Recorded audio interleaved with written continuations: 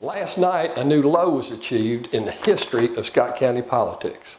When I entered the race for Scott County Judge Executive, I promised to run a positive campaign after a great performance at your Republican Forum for all the candidates running for Scott County Judge. One of the candidates or their representative placed on all the cars of the people that were present at the forum as they left an unsigned letter full of scandalous, outrageous, slanderous allegations. Since seeking the office of your Scott County Judge Executive, it's been my policy to answer all questions. So as distasteful as it may be, I'm going to respond to this. It begins by saying Mark Smith is accused of arson and files suit against firefighters. And they attach a story that goes back to 1980, nearly 40 years ago, where a fire damaged multiple businesses, one of which I owned.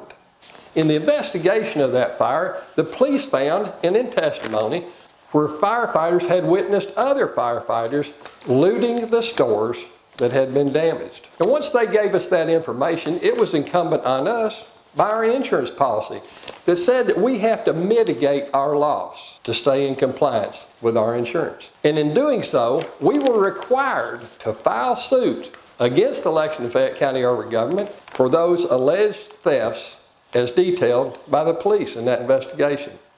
We knew at the time that you can't hold the city responsible because they're a division of the state, and the state has sovereign immunity. But in doing that, we fulfilled our obligations under the requirements of our insurance. Everyone knows that Mark Smith has never been accused of anything. The next fake news story is that Mark Smith illegally dumps raw sewage into a stream. Nothing could be further from the truth. We had a line break inside of a pump station and it was spilling sewage. When we went to fix it, the line break was underneath the water. We were required to either pump or call a pumping truck to relieve that flow so we could pump it down to a point to where we could see what had broken so we could fix it.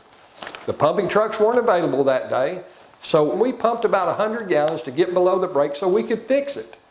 Within an hour, it was fixed. When I met with the Division of Water, we'd already noticed them. I told them what we had to do to expose the break and to fix it, and they agreed.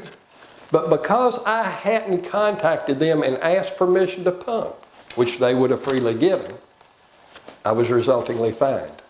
In the 30 years of operation of what was Kentucky's largest privately owned utility, Mark Smith's compliance rate with all requirements was in excess of 95%. Georgetown Municipal would love to have that compliance rate. And ladies and gentlemen, my 30-year record, I could not be more proud of. The final portion of fake news contained in this unsigned letter is probably the most ludicrous.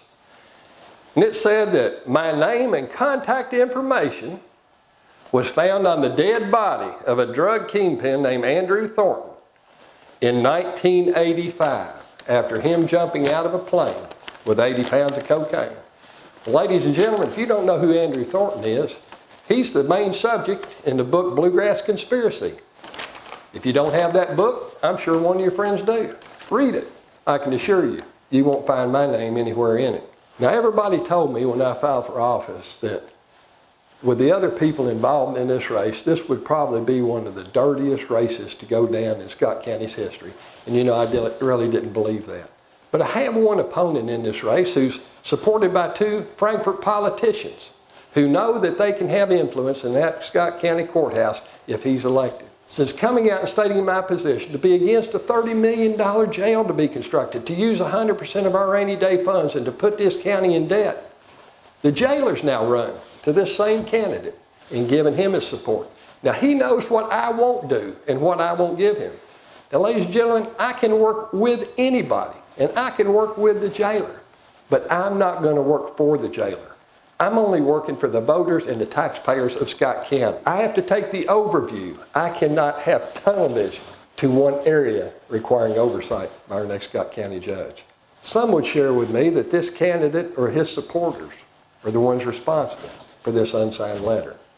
Still others tell me it reminds them of a high school prank.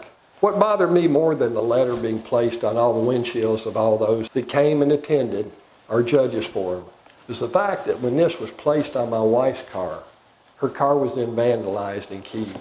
I'm not going to place the blame at any one candidate This act is public acknowledgement of whichever candidate and their supporters did this, that they cannot compare in standing to the candidate you have before you. And the only way that they can hopefully win is to try to discredit and ruin the name and reputation of the leading candidate. Come May 22nd, you can put somebody in the judge's office who can be controlled by politicians and will give political payback for their support. Or you can put the most independent candidate that's ever sought the office of Scott County Judge Executive in Mark Smith. I may not win this race, but I won't sell you out, or I won't sell Scott County out to get one vote. If I can't win this the right way, I guess I just can't win it. We talk about things like this. I ask for your support in May. I promise I'll make you proud.